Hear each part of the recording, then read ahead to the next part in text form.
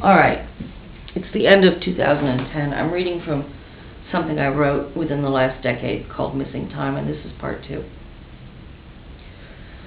I began to come out of the sleep around 6:30 p.m., but not at all in a normal fashion. It was more like waking up from general anesthesia. You know how you come to slowly over a period of time?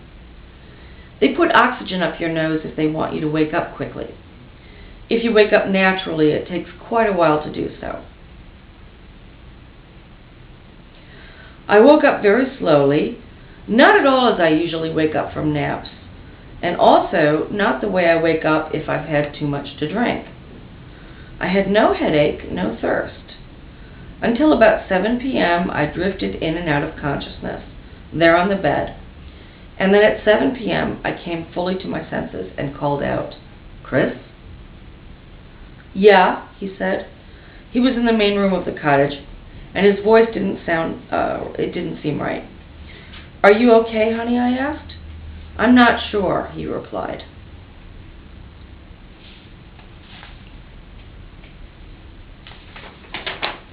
I got up and found him standing barefoot in the main room of the cottage. I looked at the clock. It was 7 p.m. He was dressed as he should have been, in a pair of shorts and a t-shirt, but there was no sand on his feet, no salt spray on his skin, as anyone would have normally had on them after a mere 20 minutes out on the deck. He was as clean as if he had just had a shower. He seemed in a confused state. "Where have you been?" I demanded to know. "I don't know," he said. We sat down and talked. "I got a phone call at 6, I told him. "Did you hear it?" "No," he said. "Then where were you? Out on the deck?" I said. "I don't know," he replied. "Did you go to the beach?" I asked. "I don't know," he replied. The twin beds in the other bedroom hadn't been slept in, and the comfy sofa in the main room of the cottage was still all full of cutesy decorative pillows. Chris is not very tall, and he could have slept on the couch, which is big, but not big by American standards. But he would have had to move the mountain of pillows to do so. They had not been touched. They were all still there, heaped decoratively. Even to sit on the couch would have budged some of the pillows. They were so abundant. He could have been sitting at the tiny kitchen table, or up in the sleeping loft, or sitting in front of the TV in one of the two wicker rocking chairs of the cottage. But he did not recall being in any of those places. And I could have sensed his presence or seen him when I got the call at 6 p.m. But I feel sure he was not in the cottage at 6 p.m. And my not looking for him goes totally against my normal behavior. He would be the first to agree with me. I always ask, "Honey, where are you? Are you okay?" First thing when I wake up, even from a nap. I worry about him as if he were a little kid. I can't help it. I have flaws. A strong maternal protective side. Maybe too much so, but that's neither here nor there. I noticed a neat triangle of skin missing from one of his feet, around the big toe, on the top. "Did you hurt yourself, honey?" I asked. "I don't know," he replied. I examined the wound. There was no flap of skin, and his feet were perfectly clean. Way too clean. I would have cleaned and bandaged the wound, but there seemed to be no need. The wound was absolutely symmetrical, too. He said it didn't hurt him. It seemed even. The lack of a flap of skin disturbed me. It was as if someone had removed that little triangle of skin with a scalpel, surgically. It was not... Okay, where's the next page? Oh, no. A normal little boo-boo. We both knew something wasn't right. I tried to be calm, but I continued to question Chris.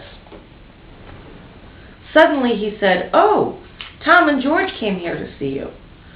Although Chris is French, we speak in English together. We understand each other quite well. I was astonished. Tom and George are our friends in Lowell, Massachusetts. The ones we had stayed with for 2 happy nights. The guys who had driven us all the way to East Sandwich on Labor Day in all the traffic.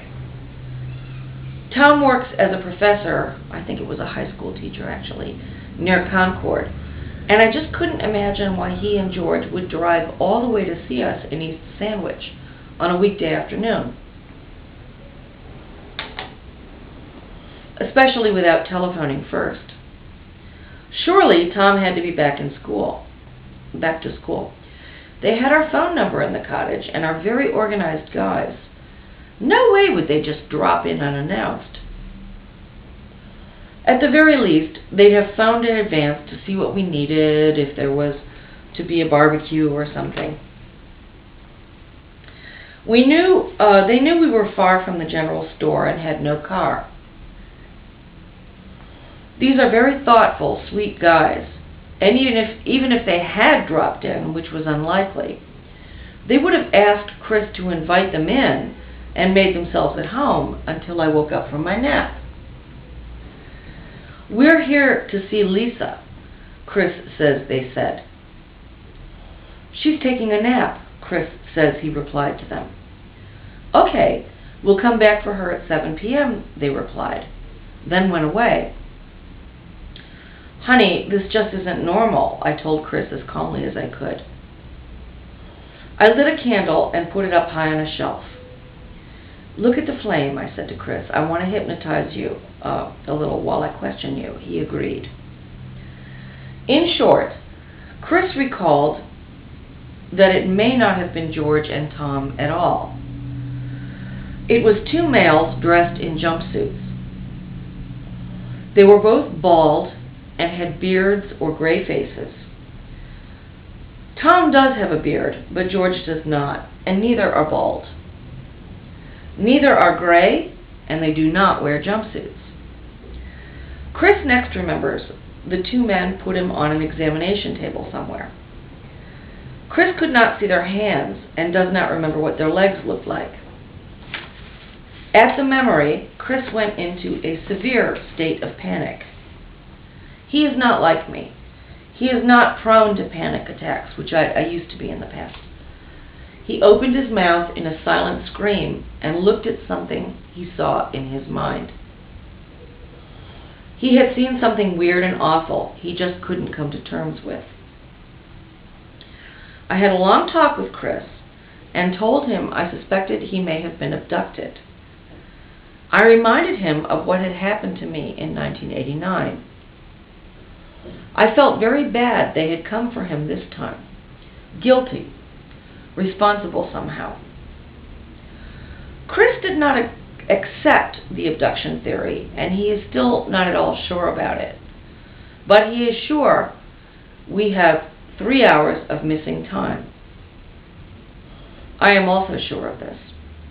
He cannot remember anything between 4 and 7 p.m. that day. Neither can I. He came to consciousness standing in the main room of the cottage. He says he did not come to consciousness in a normal way. He does not remember leaving the cottage, even to go onto the deck. He could not explain why he was so clean. Even on the deck, he would have gotten sand on his feet. In fact, there was a little sand inside the cottage. It's normal. It's a beach place, you know. He was like clean. The next day, my friend who telephoned said I sounded weird, but definitely not drunk, and I wasn't. We compared notes on our phone conversation, and in fact, I do remember it accurately. It was a mundane conversation. In fact, had I not been there to take the call and respond to it appropriately, the friend, who was not far away, might have come over to see me personally. Thus, I believe the voice commanded me to answer the phone and confirm our get-together for the next day, so that this person would not come over and wake me up, so we could find together that Chris was missing. Alright, I'm going to make part 3. Alright. Sorry about the lighting. I didn't fix myself up. Alright, here we go.